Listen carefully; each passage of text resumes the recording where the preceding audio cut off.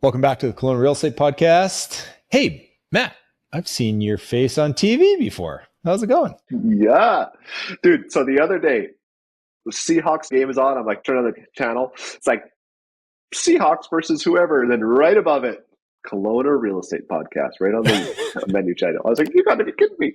Obviously, you watched the Seahawks game. Yeah. Yeah. I was like, that is interesting. Next. Yeah, no, it's pretty cool. And kudos to you. You got that all going. So thank you. That's awesome. Every day at 3, Rogers TV. Very cool. Now on TV. All right. Well, some other kind of exciting stuff on TV, LinkedIn posts, whatever. 50-year amortization potentially in the States. What do you think of that? I think that it garners a lot of news attention. Hey, like people are coming out. Yeah. I guess the knock is you spend way more money on interest. It takes you forever to pay it off. So right now I'm 39. So I'll be 89 when the house gets paid off. Yeah. I mean, this reminds me more of, some places in Europe. Like it's generational housing that they just like pass on the house and the debt, But okay, does it lower monthly payments? Yeah. Do you pay way more off in interest? Yeah. I think what it initially does is, it's probably going to quote unquote, like allow some affordability or allow people to get into the market for a very short term. In the short term. Well, and then it's going to increase prices because now people are going to be able to be approved to buy those. And then they're also only going to be able to be approved to buy them with a 50-year AM in like 3 or 4 years. So you have to have it. Exactly. You're never going to revert back to like a 25-year AM, right? But I guess the question I have is it really much different than what we do in Canada now when like every 3 years someone sells their home? Okay, maybe not every 3 years, and then does another 30-year. I mean, you could ask someone that's been in the housing market for like 15 years, how long is their amortization? Is probably like 22 to 28 years. Like when rates are super low, people refi and they generally stretch out the amortization. So I don't know if it does a lot different in terms of like the overall interest you pay, but it is going to speed up that market of getting people into the housing market and probably drive prices up a bit. So yeah, I don't fully agree with it down there, especially like why a 50-year? Why not bump it up to a 35 or 40-year? It just seems a bit extreme, Yeah. Did they have it before 50-year in the US? I don't know. I don't think so. I mean, I guess what's the difference of us doing like an MLI Select 50-year amortization because they're not for single family homes. Or like buying a condo, right? Like buying like a income producing asset. I don't know. It's probably really at the end of the day a bit of a nothing burger, but it's just like more government intervention on this stuff that likely doesn't need to happen. But maybe, if you're going to do something like that, do it for a first time home buyer, owner occupied, like allow them to get in, don't just do this blanket for everyone and, allow the whole. The US is different too, because like when they do like a 15 or 30 or now a 50-year mortgage, like you can lock in your rate for 50 years. The term. Yeah. It's locked. Yeah. Which is wild. We're not like that. Yeah. That is wild. But in the States right now, like a lot of people that had the low interest rates in 2021 and like 2020, 2021, they effectively can't move because their interest rates are going to be like triple what they are. And now they have them for the next 25 years. So I have been hearing a lot of people that are basically stuck in their houses because they're stuck with the interest rate, which like it's a good interest rate. Obviously, you don't want to give it up. He did mention that you're going to bring in portable mortgages as well. I think that's probably an overall positive. So that gets those people moving. Yeah, I think that if you're doing a 50-year AM and it's like ultra portable, then that would make sense. Because then you buy one home and that's your one mortgage for your life. You're basically in it for 50 years. That would be funny. You just get one loan, like you're a 25-year-old guy first home. Or a 25-year-old person, you get a loan and you just have this until you're 75. And you just move houses, but it's just the same loan all the time. Yeah. That'd be crazy. Yeah, I mean, it's interesting stuff. It's just the headline stuff, right? Like you hear this and then you see how it plays out in 5 years. But yeah, anyways, we'll kind of maybe dive into chatting about Paula Quinn from Downtown Kelowna Association. She's the executive director. Awesome show, like super interesting. I've kind of known about some of their programs, but I didn't know them as like a whole business. But we were introduced to her from one of our past guests and just kind of chatted about the holistic state of downtown Kelowna right now and direction it's going and, what we need to do to keep it going in the right direction. And she's a very positive person. So yeah, loved having her on. Yeah. And she's also like she loves our downtown. Like we talk about in the show, we have a very nice downtown. Like it's beautiful to look around. It's nice to be at, getting safer. And she just is there to make businesses thrive and people have a good time there. So she's on the right track for sure.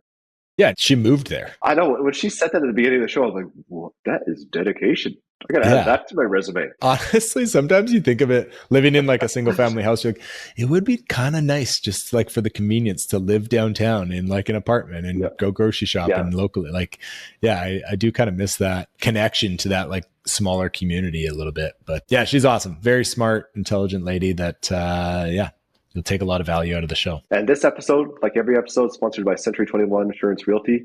We just absorbed another executive property managements are now with Century 21 Insurance. And I think that there's a few more property managers coming on as well. Maybe not quite yet, but it's coming. But so we're growing. We're growing geographically, service-wise. So if you are a buyer or a seller, a renter or a leaser, investor looking to lease your properties, or an agent looking for a new brokerage, Century 21 Insurance Realty is probably the place to hang your hat. Enjoy the show, you guys. Okay, so a quick rundown on Paula Quinn. Born and bred in London, came to Canada 25 years ago. I was actually in Calgary for a few years prior to now being in Kelowna for 19 years. Upon coming into Kelowna, I started work for a pharmaceutical company, family-owned company, and I worked there for 2 years. I then moved on to work at KF Aerospace. So I was the executive assistant for 16 years, and I was also the project manager for the Centre for Excellence. So that museum that sits up at the airport that is shaped like an aircraft, I worked with all of the architects and the engineers and the construction people to realise, Mr. Lapointe's dream and bring it to fruition, and learnt a lot about mass timber in a very short period of time. That is such a nice museum. Our last election, our voting place was in there. Yes. And I was like, is this the nicest voting place in history? Like, this is fantastic. Yeah, if people haven't gone to check out that museum, they have to. It's incredible. You have to. Yeah. It's got so much history, and it is, like you said, it is just a stunning building. It showcases everything of the artifacts that are there so eloquently, and really gives a lot of history to what Kelowna has to offer. And over the years, how they used to truck in aircrafts on the back of a truck, put them together, then fly them down the lake, take them apart again, truck them somewhere else. And that's how they used to do it, because they couldn't get up and over the mountains. So it really showcases how, the evolution of the engine and of the aircraft has allowed that to happen. And now we have the 10th largest airport in Canada, which is amazing. That is amazing. And the 10th largest, is that after the current renovation expansion that's going on, or is that? That's before. Before. Wow. Amazing. Mm-hmm. Mm-hmm. So, the airport is a huge economic driver for us in Kelowna. And obviously, KF is a huge economic driver as well, with the ability to be able to bring in aircrafts and skilled mechanics to be able to work on the aircrafts themselves. And it really does make a small little town a bigger dot on the international stage. Yeah, very cool. When did you transition over to Kelowna Association, Downtown Kelowna? Well, I thought maybe I could just sit on a yoga mat for a couple of months. So decided to depart the corporate world and look for something that was more meaningful for my values and what I wanted to be able to do for my community. Yeah. I've sat on a lot of boards and given my time freely to non-for-profits and to our community, because I love the businesses, I love the people, I love the collaboration.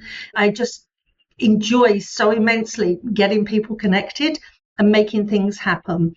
I'm the vice chair on the COEDC. I was on the chamber board for 4 years. I've worked with BC Cancer. I was on Mamas for Mamas. I'm also on the WeBC board. So, empowering women and lending and loaning money for businesses and being able to lean back and help others to be able to get, further ahead and do better by themselves. I thought I wanted to sit on a yoga mat. Apparently, I do not. So I went and worked for a local non-for-profit, which was a gymnastics club, which is in Rutland, Okanagan Gymnastics. And they needed somebody to be able to come in and just get the financials back up running again and get, a new breath of fresh air into the establishment. And I did that for 9 months and got it to a point where it would run itself.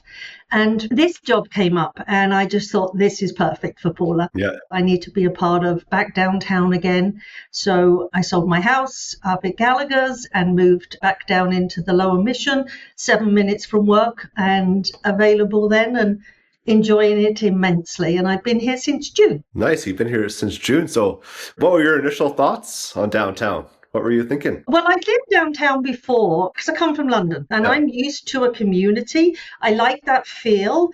I like riding my bike. I like to be able to go to my local shops and my stores and buy what I need to locally. It's within me and it's how I was brought up.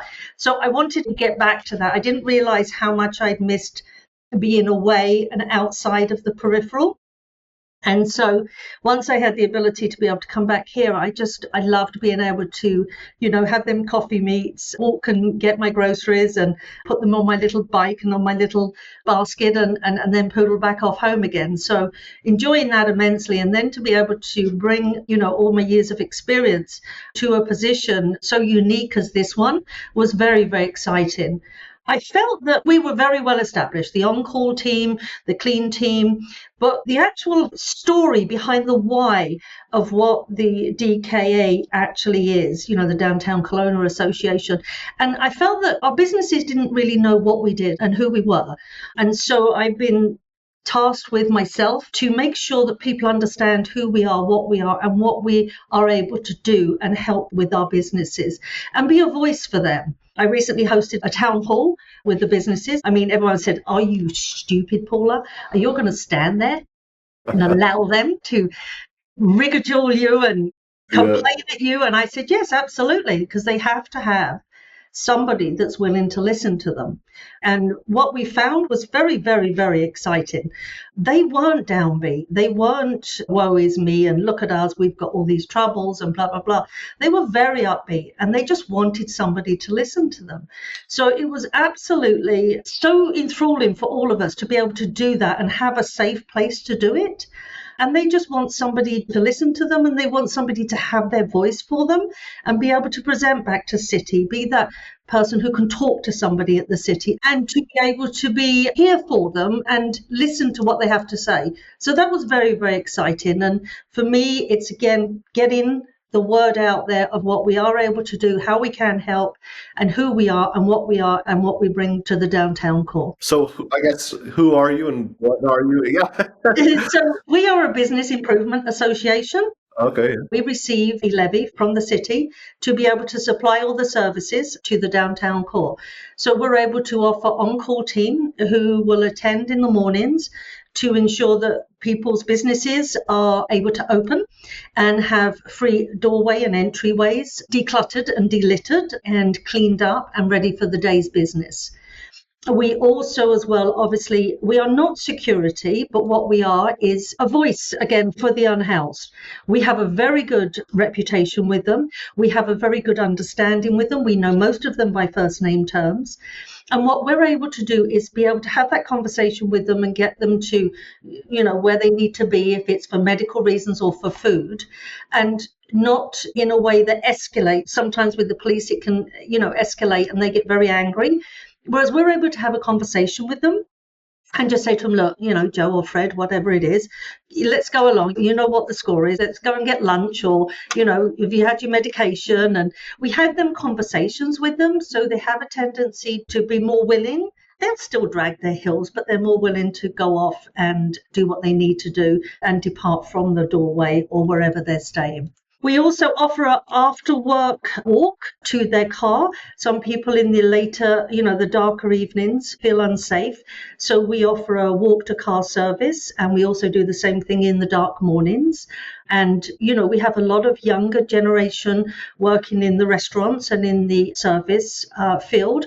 So, the businesses enjoy that they're able to offer that to their staff, and they feel a lot safer about that. So that's excellent. Secondly, we patrol all day long as well, and walk around or drive around in the little red cars. You've seen them. Yep. And we also have a clean team that is above and beyond whatever else the city does as well. And we are able to be, instant clearing up of any defecation that's been taken place in any of the buildings or on the side streets. And also as well to ensure that for the beautification of our downtown core, it is looked after and swept up and cleaned on an all-day basis. And we also as well carry out all the marketing and the promotions for the downtown core. We support and sponsor a lot of the downtown events that are happening, and have a lot of inclusion with the big events to ensure that the businesses are kept informed, and, it doesn't affect their daily work life and their business, but only will enhance it. Wow. Is this common for other municipalities? Like, I know actually Downtown Vernon Association is one of my tenants in my commercial buildings there. And I don't think they do any kind of holistic safety, cleanliness, like that mediator, So is this like specific to Kelowna? You know what? This is a really good question, because we are the third largest BIA in BC. So we have a very good relationship with the BIA BC, which is obviously the business improvement for the whole of BC. And they come to us for a lot of expertise on how we've managed to do this program for the budget that we have and the amount of people that we have. Being able to offer this service is very unique. Smaller municipalities have tried to reinvent, but it's very difficult unless you know what you're doing and how to implement it. It can easily not go so well. So we advise and help and share whenever we are asked to help them to be successful as well, because it truly is a unique, facility and service that we bring to this downtown core. I mean, I know you've only been in this role somewhat recently, but obviously like you're a fairly integral part of the business community here. I guess, what is the current state, like as a holistic approach of Kelowna, right? We see a lot of like media headlines, or we hear a lot of people just talking, hey, tourism's down the last couple of years, or, homeless population is growing, or mental health issues are happening, specifically from COVID years. But what are you seeing, like boots on the ground? What's like the health status of Kelowna economically and mental health? Like, what direction are we trending? Well, to be honest with you, I'm such an upbeat person anyway. My glass is always half full. And the way I look at life is that, there's always somebody worse off than you. And everybody has the right to be heard, and everybody has the right to respect and, have a certain alliance made for positions that they find themselves in. I'm not there to judge them, and I don't think others should be there to judge either. There, for the grace of God, go I. But really, realistically, I have found that the businesses, they're very upbeat, but they also realize that they need to give a positive tone. They want to be able to give that positive tone, because we want people to come downtown. And that's why I always say collectively to have one voice for all. The reasoning behind that is that people stop reporting that they've had maybe a window broken, and it happens in an overpopulated area, whoever that may be. And they have stopped reporting because they don't want people to see the bad side of things. And that is the wrong message as well, because then the city and the police all start thinking, well, things are all getting better. We have reports are down, etc., etc. So, I'm trying to offer a service where I can to my customers, to my businesses, that they can report it to us. We can use that for the betterment of, specific areas, find out where is the crucial, touch points that we need to be at, and to be there for prevention rather than the cure. They are all there for the collective of, come downtown, it is safe. We don't feel unsafe. Sometimes the bad rap that we get in the media is never about the good. It's always about what has gone wrong. So many windows broken, or is this, or the, is very much, I know that they stuff their newspapers and their news, but it really doesn't really do anybody any favors. And although we don't need to not talk about it. What we do need to do is put it into perspective with everything else that is going on a day-to-day basis that is good and is positive. Like, how important is the downtown area of Kelowna, like, for our entire economy? It's huge. It's huge. I've got some facts here. I mean, basically, they reckon by 2040, we have 7,000 residents at this time in downtown Kelowna. We have an area of the downtown core itself is 38 kilometers squared, which is 18% of the whole city. We have projected here in 2040 will be double the residents, which is housing, daycare, workspace, mobility, nightlife, restaurants. Densification downtown equals stable base for retailers, hospitality, small businesses, and professional services.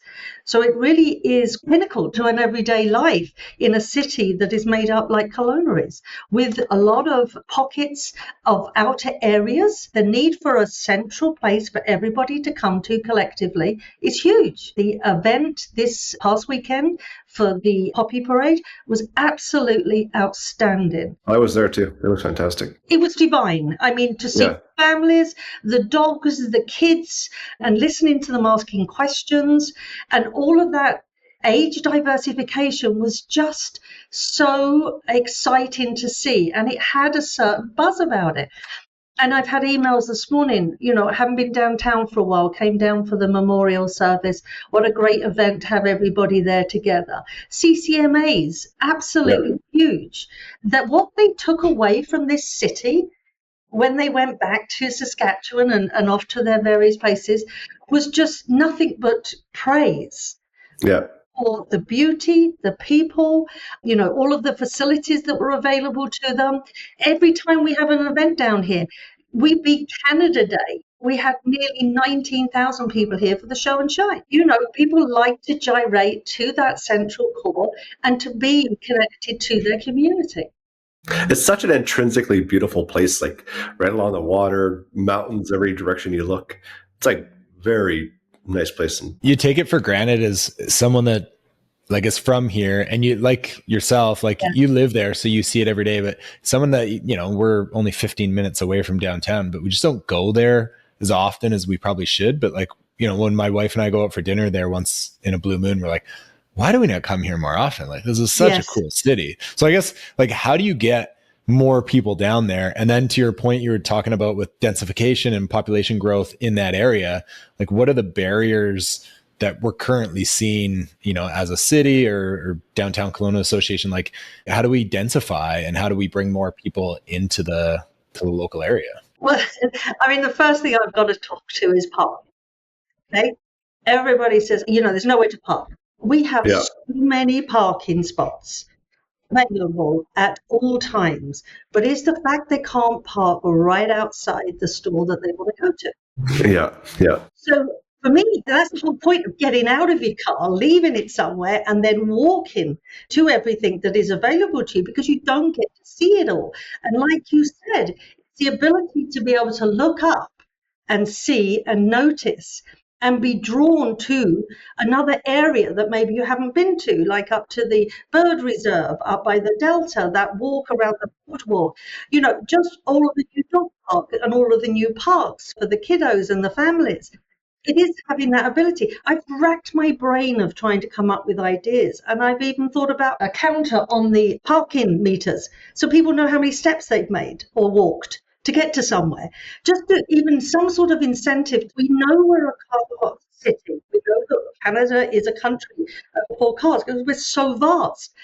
But there is still so much to be seen on foot as well, and it's okay to walk a couple of yards. The bus routes, we don't have very good transportation. And again, because we are so car, driven, that we really don't look too much to the older generation and the younger generation, that their parents won't even let on a bus nowadays, again, because of the scaremongering. It's getting that sense of community back again, and that sense of it's okay to do this. We are allowed to do this, and we are not allowed to let them not let us do it. And so we really have to take back ownership of this and really start looking at, getting out there and making the most of what we have available and enjoying that. We lived in Shanghai for a few years, right? So massive city, obviously, but like it felt like a smaller community than Kelowna because their transportation was insanely good there. Like the shared bikes, taxis, subways, like you could be anywhere in the heart of city in minutes. And then Kelowna, it's like, oh, I got a 15-minute drive downtown and then parking and then whatever. But if you can just this summer we were on the bikes a lot and it does make the town feel smaller. Like it makes it feel like more of a community. Exactly. And we need to do more within the city. And I know I sit on a couple of round tables where we're, trying to find out what can we do? Where do these hubs need to be? Even, a little electric vehicles buzzing around and just picking up people from, the seniors' homes, bringing them downtown and getting them to see that it's safe and it's cool to be down here and there's lots to do. And the businesses will then thrive and really it will bring back that beautification, not only in the Bernard and around the court, it's around the whole city. We have so many other businesses and venues to go to around the play streets. I want to host markets in the alleyways because you then open up a whole new world and it's all that rubbing shoulders with people and just, bartering and carrying your little recyclable tote and buying locally. And that's what it's all about. What's it called? Meet on Bernard in the summer when they close Bernard? Meet me on Bernard. Meet on Bernard. Yeah. Like how is that progressing? I mean, it seems like such a great idea. I see when you go to Europe or something like those streets that they close down, it just like, so many people come in. It's such a cool community. Yeah. Have we kind of gotten to where like we want to on Meet on Bernard or like what are the next steps to evolve that? Well, it's a very lengthy conversation to have for one, but I'll condense it into a nutshell. Meet Me on Bernard is an amazing reason to shut the roads, have everybody being able to walk and the pedestrianization of that and the activations that we put in place, large chess games, Scrabble games, opportunities to take photographs with the family, etc. It is absolutely brilliant. And I love that. And then we have our night markets on a Thursday. And before we used to be sort of like pushed down into Kerry Park. And this next year, we're looking to do something totally different and bringing it further into the downtown core and spreading that out. And then having, musicians. And I want a Ferris wheel at the top by Safeway. I mean, seriously, boys, I'm all out. It's about opening it to everybody and getting them to appreciate that the kids need to be taken care of. Because if the kids are taken care of and they've got something to do, the mum and dad are going to sit there and have a glass of wine and something to eat. Yeah. And then they'll stay down here longer. So again, it's just making that family orientation there and getting it to be more of a family-based shopping experience and having activities for people to do and to enjoy and to appreciate. Honestly, we talk about that all the time too. Like, where can we go where the kids are going to be distracted or entertained? Exactly. Yeah. With Bernard, McDonald's is coming in there. After Tim Hortons already there. Yeah, like I know you guys don't have a voice on that, or maybe there is like some municipality connection in there, but like, is that the direction we're kind of going in that area? Like, is there no pushback on that? Well, if you were a city and you had a business that come to you and said, I want to be in your downtown, you don't have the ability to say yes or no. You can't vet them, okay? Yeah. And the way I'm looking at this is, you know what? If you want a McDonald's, you're going to go to a McDonald's.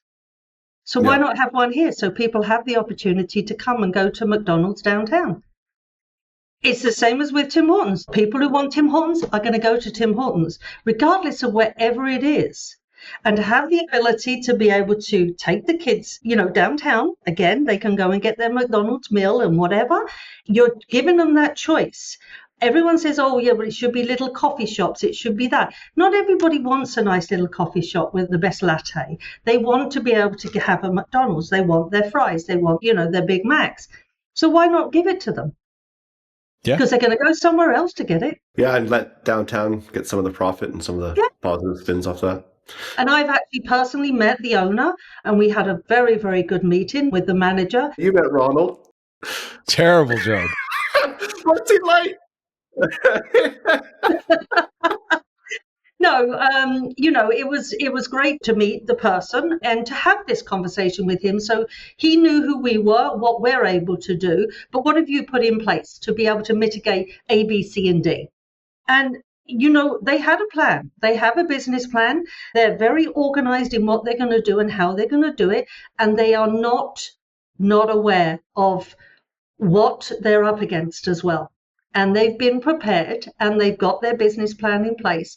And you know what I say, give them the opportunity to be able to do that. Let's monopolize on people who want McDonald's. Okay, well, I guess to that point, we were talking about 2040 numbers. What is the vision? Like, what do we want for Kelowna in 2040? Like, what do you want for Kelowna? Well, you know what? Everyone says we want a second bridge. Okay, great. What are you going to do with your second bridge? You haven't got enough roads bringing it into the second bridge. So What are you going to do about that?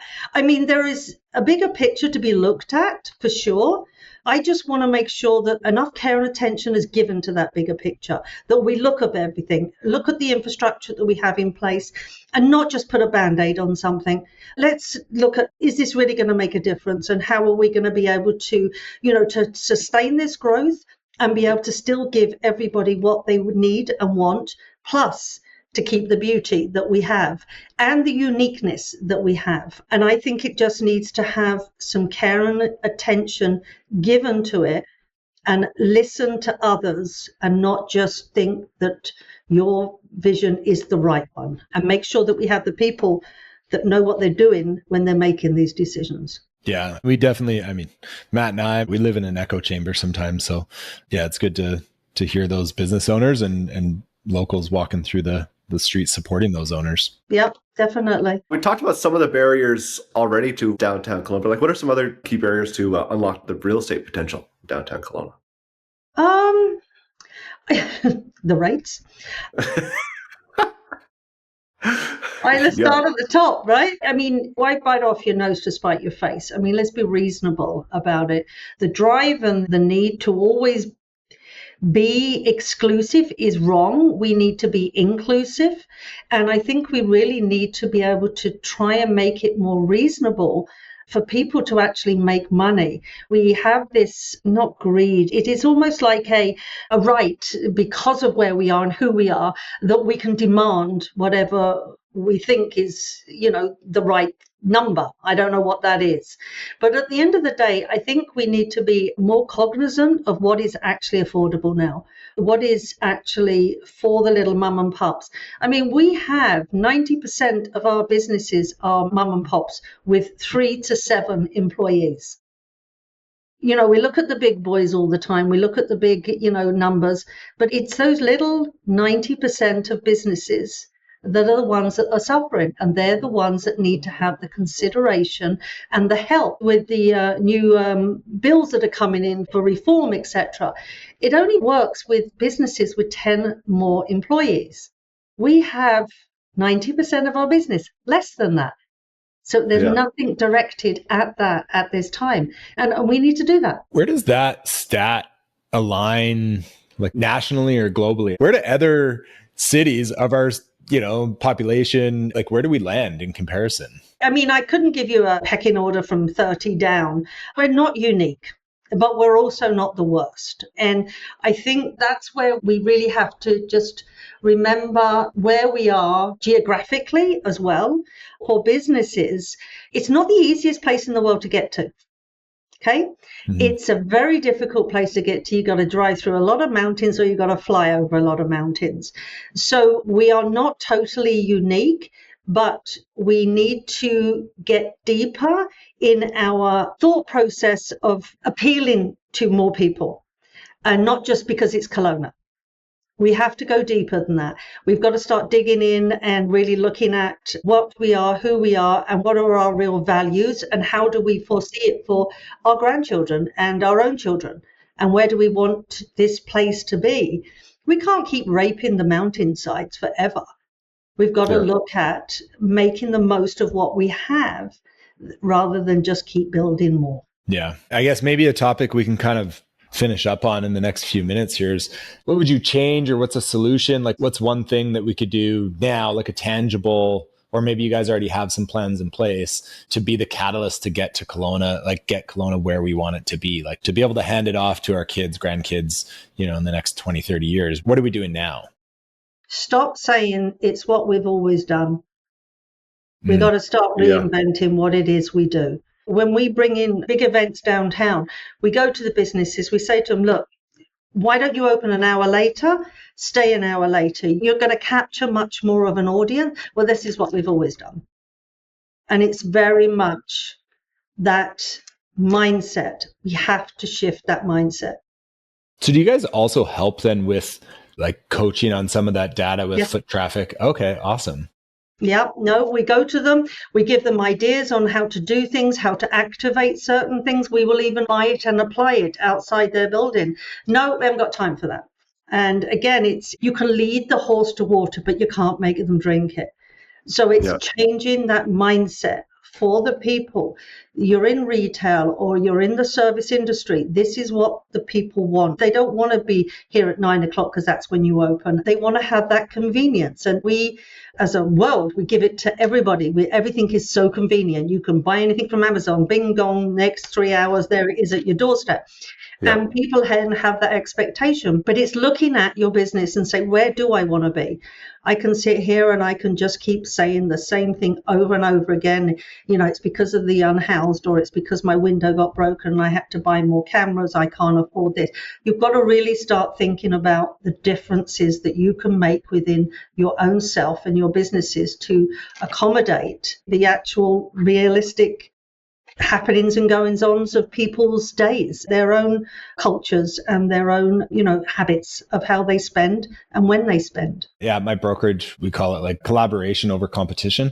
It's like our lead brokerage talking about it. And it kind of sounds like what you guys are doing. You take the wins out of other small businesses and kind of pass them on and say, hey, this is what is successful down the street. Like, why don't you guys try this? Yes. If local businesses want to reach out to you for help, like how do they get in touch with you guys? How do they? We're right on Bernard here, right in the 200 block.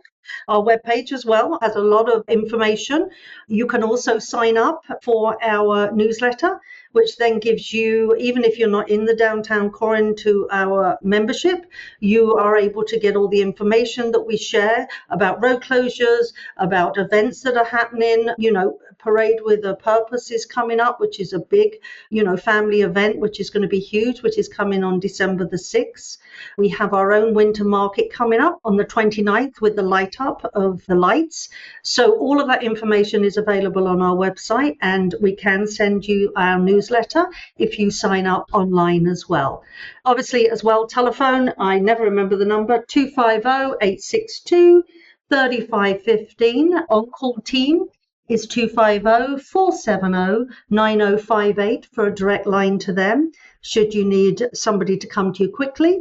Of course, email me, executive, it's very long, executive-director@downtownkelowna.com. So there's plenty of ways to reach out to us, or talk to a red coat or a blue coat out on the streets. We'll put all this information in our show notes anyways, please. for people to find out about you. Yeah. So are you guys involved in the Christmas tree light up? Yep. That's being all organised by us. Yep. Okay. And we have the whole Winter Street Market. We're up to 50 vendors at this time.